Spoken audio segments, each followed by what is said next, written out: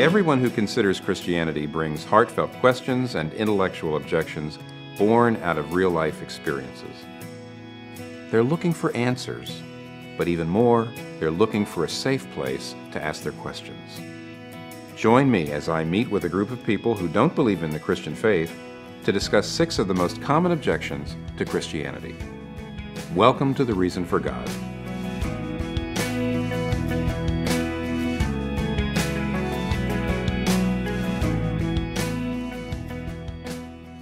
Welcome to The Reason for God.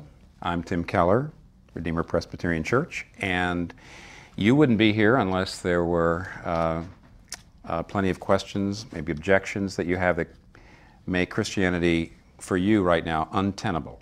And Paul, the Apostle Paul in the Bible, also had lots of questions. They weren't the same as ours or yours, but they were very formidable. For example, he was a devout Jew, studied the Old Testament Bible all his life, hears that Christianity means that half the Old Testament's obsolete, all the stuff about sacrifices and things and ceremonies. And so he says, Christianity can't be true. So he had very, very big objections, yet he became a Christian. So what happened to his questions that he was able to do that? Like Paul, we today have all kinds of questions. People have lots of questions about the Bible, and that's what we're talking about tonight. And in fact, this is the question we're going to be discussing. Many people say that the Bible's filled with good things, but they ask, isn't the Bible a myth? And hasn't science disproved Christianity? Many people say that though there's many good things in the Bible, you can't treat it as authoritative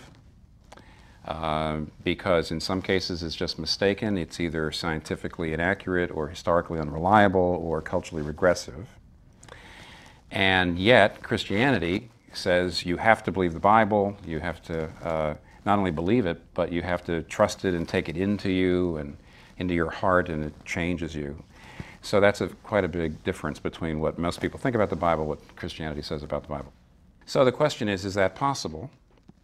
Let me just ask you to start, how do you feel about the Bible?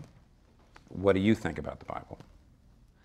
I'm not sure whether people believe in the Bible through rational scholarship or study. For instance, I'm Korean. I grew up going to church. Most Koreans I know grow up going to church, and I feel like a lot of times their belief in the Bible and in Christianity arrives from that cultural pressure. It's unclear to me whether they've really thought it through.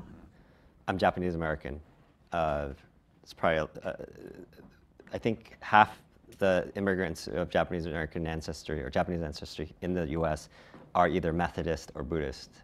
But I would say probably 80 to 90% of them actually go attend those churches or temples for social reasons, which is a big reason. I mean, I actually went to Methodist, it's probably a lot, Presbyterian, Catholic, I don't know what. I went to a whole slew of Christian churches. I remember sticking pictures of Jesus on stuff.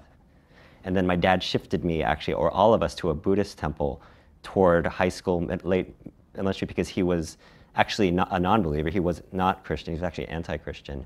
And he wanted us to think about our spouses coming from the Buddhist religion. But it was just social. It's a social thing. My biggest problem is God is an omnipotent being. In fact, the problem of omnipotence, is really tough for me, and sort of logically, philosophically. That puts him on the hook, doesn't it? If he's omnipotent. Yeah. Well, it also means he can do anything. He can create a history or a sort of. He can create fossils. He can create. He can create anything, any impression, or he can do anything, basically.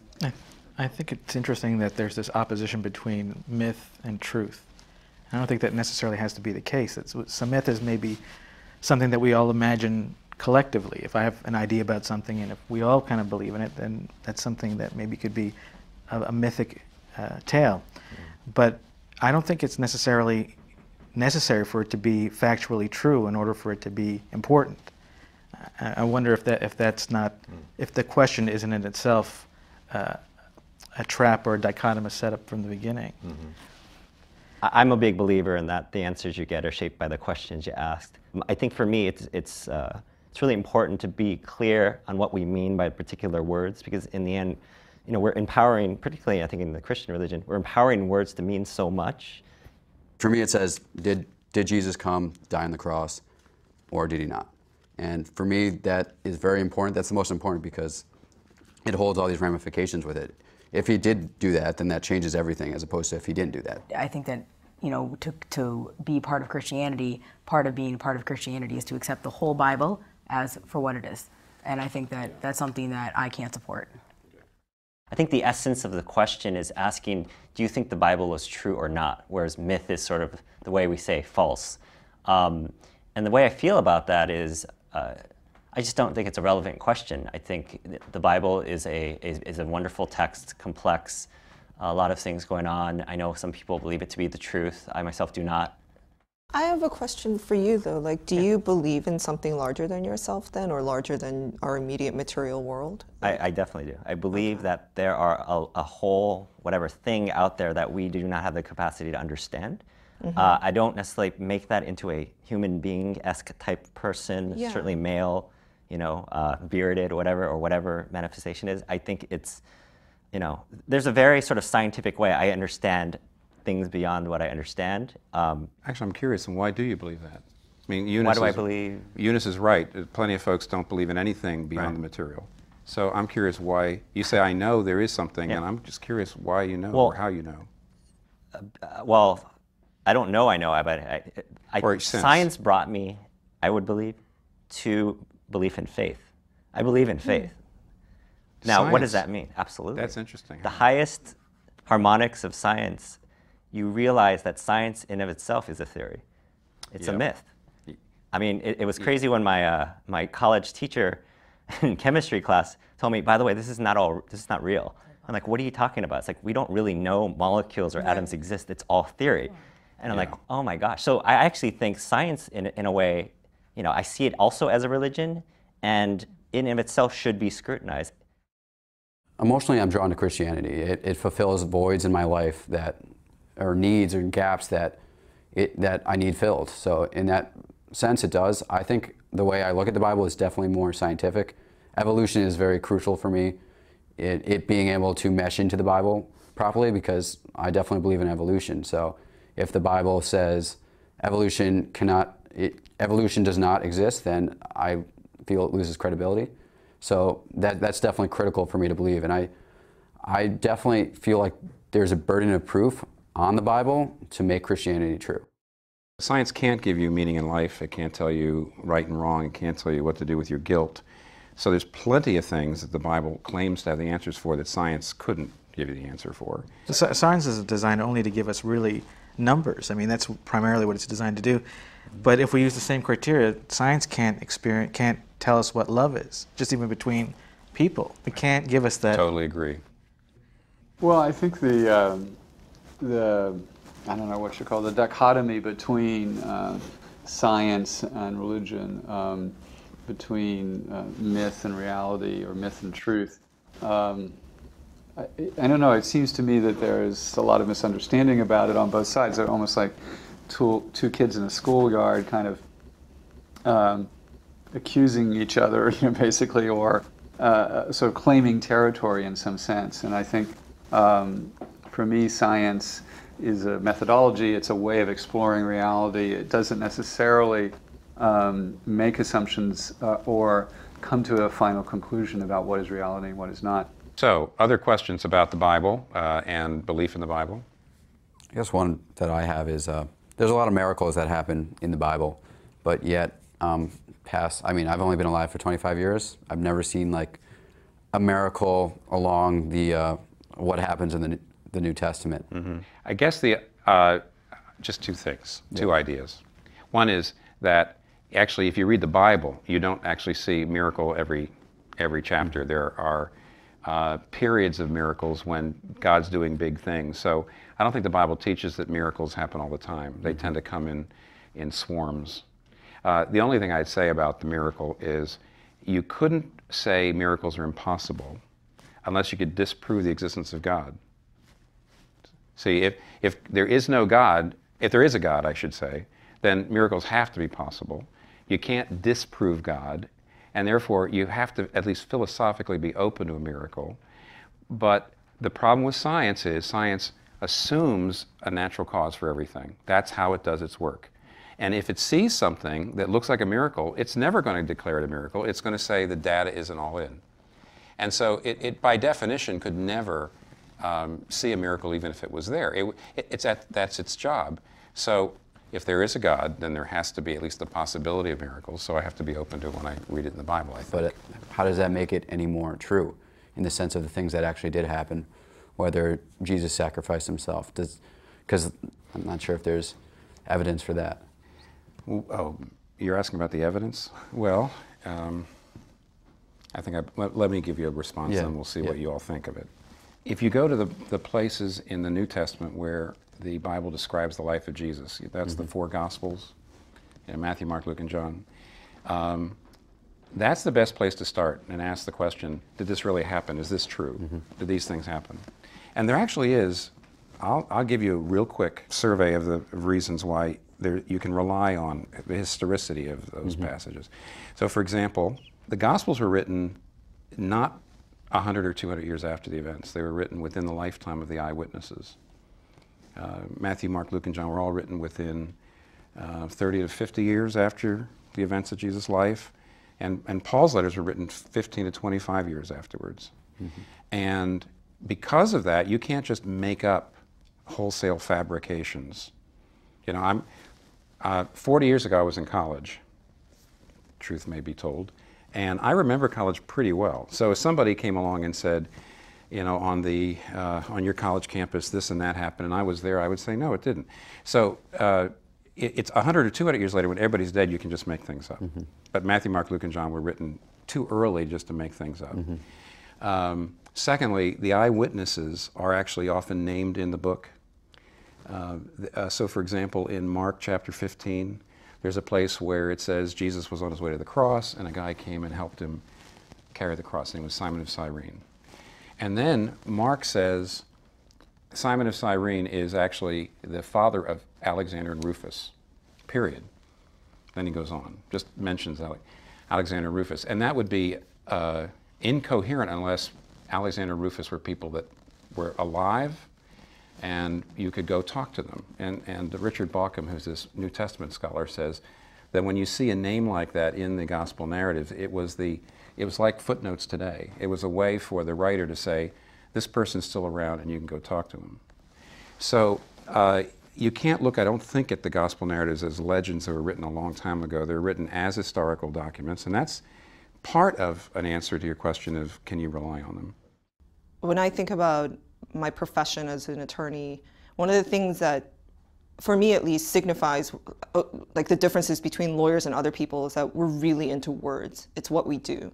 Whether you write contracts, whether you read a case, whether you argue in front of a court, it's all about precision. And I think people who really believe in the Bible believe that like the words are there for a reason, they're constructed that way for a reason. But for me, it's like, well, the Bible has been translated several times over, and you know, there are different parts that were cobbled together, and I just can't imagine that it remains as precise. And I guess, you know, my training as a lawyer always makes me question the language that I'm reading and the words the way they're constructed. Yeah, to me, if there was nothing bigger than myself, like, it seems so pointless. Yeah. Like, there's so many things I can't explain, so unless I thought there was a bigger system that I couldn't conceive of, I think that would be like really depressing. Like, but I don't find it is. I mean, it's one of the things I can believe in is that there's nothing larger than, and that's okay. Yeah, I think you can still have faith that tomorrow will, you know, the sun will come up and then I can be happy. And then morality. Morality, yeah, I think you can. Well, the Christian approach to truth is different. Right. So when two people say, well, you have your truth, I have my truth, or you have your morality, I have my morality, Christianity would say, truth is reality. I can't form it. It's there. So for example, if I've got a tree in the middle of the street, truth is that there's a tree in the middle of the street, and I better turn my car to the right or the left. If I say, well, what really matters to me is that, you know, I don't want to feel there's a tree there, or, you know, that's not meaningful to me, then the tree will kill you because you'll just go right into the tree. Now, I think most people believe at the physical level that some things are true and some things are false. Whereas I think when it comes to the moral and the spiritual, people say, well, it's up to you to decide what is right or wrong for you. Christianity says there's more cohesion between the physical and the spiritual realm, and says that you do need to forgive, you do need to love, and these things are, if you hate or if you don't forgive, and you do need God, and if you don't have God, then it's like running into a tree, because there's something about your nature that needs these things, and if you don't have it, you're out of accord with your nature. So the Christian approach to truth is somewhat different. It's not you have your claim, we have our claim. But does it also have these expectations that you can't live up to? I mean, for example, like, you know, I dated, you know, very strict Christians in college, and, you know, I obviously didn't have an affiliation to a faith, and, you know, they have in my opinion, you know, you're in college, you have this unlivable standard that you can't live up to. So I think it also makes the kids very I think it also causes a lot of turmoil for a lot of children, you know, because their parents put this unrealistic pressure on them to live up to this, you know, this code of ethics, this moral, but it also impedes on their life, like living their life. Touche. It is true that a lot of Christians look at the Bible just as moral truth that we have to live up to. And I know the way I just put it was pretty stark, like, there it is, it's true, you obey it, or else it's like running into a tree. I know that was pretty hard hat. But part of the truth of the Bible is that God forgives, that the whole reason why Jesus comes into the world is not just to kick you into shape. The reason he comes into the world to die, why is that important? It's to forgive you for your sins, so that you're actually saved not because of what you do, but because of what he's done, which on the one hand shows that truth is important, but the heart of the truth is that you're not related to God, this is the Christian gospel, by living a good life and by attaining to something, but by recognizing your weakness, your need, your frailty, and trusting in him. So that attitude you're talking about doesn't actually fit with my understanding of what the message of the Bible is. I feel like you could find truth in a lot of things. People find truths in different areas of their lives. I find truth in different things than somebody else might find truth. So I think there's truth to the Bible if you believe that there's truth. I spend a lot more time on the subject wrestling with what is truth, and I found my truth to be that people don't need religion to be moral. What I would say to you is it implausible to you that it might not be true? I mean, would all your work, if someday you had to face the fact that all your work was for nothing, would you be able to do so? So, am I open to the possibility that Christianity isn't true? Right? Is that what you're asking? Yeah. Well, the reasons I believe, so just speaking personally, are both rational and you might say existential. That is, there's two reasons why at this point in my life I feel Christianity is true. One is I think about it, I look at the arguments, I think reasonably, and I feel like on the whole the arguments are very strong, and that's my rational side. I could imagine in a group like this having that, you know, some of my arguments that in my head are strong being weakened, yes. Could I be open to you perhaps in here, you're bright people, dismantling some of my arguments? Yes. The existential part, that is a sense of God's presence, a powerful sense of God's presence, which came into my life after I first was convinced that probably Christianity was true. Then I got into it. Then I had these very strong experiences of God's presence. That's not going to go away very quickly. I'm a composer, and I believe in the world of art, and art is all prefabricated. Someone made it, and it's true for the moment, it's true for your experience. So for something to be real, it doesn't have to be authenticated in some kind of history. So, you know, is it real or is it not? It's more, does it resonate? Does it seem emotionally true? Does it seem spiritually true? And the scientific aspect of whether it's true or false, it doesn't seem relevant to me. Although I'm interested to think about why someone who does believe the Bible needs it to be true as well. That I'm interested in. let me conclude with an observation. If you were reading Caesar's Gallic Wars, which is a historical document, ancient document, and you had to determine whether or not it actually happened, if it was true, or whether it was legendary, you would be objective, because it wouldn't matter to your life whether it was true or not. It doesn't make a difference. However, when you read the Bible, especially if you read the New Testament and you ask, did Jesus really say these things? Did he do these things? Was he raised from the dead? That, of course, if it's true, has a huge impact on your life. And therefore, nobody's really objective. You can't read something like that knowing its impact and be objective. Now, if Eunice someday becomes a judge, if she finds herself having to sit in judgment on a case in which there's a company involved that she is invested in, and therefore the case going this way or that way would affect her financially, she's going to recuse herself because she says, I'm not objective. The problem is, when we read the Bible, we can't recuse ourselves. And therefore, instead of just saying, well, I don't want to go there, we have to read it as objectively as possible. We really have to check ourselves. We may want it to be true, we may not want it to be true, but we, as much as possible, have to look at the evidence and study it very carefully. And what that means is, in the end, that if we are skeptical, we should be skeptical of our skepticism. This was a great time, and I'm really looking forward to the other discussions. Thank you. Thank you. Thanks.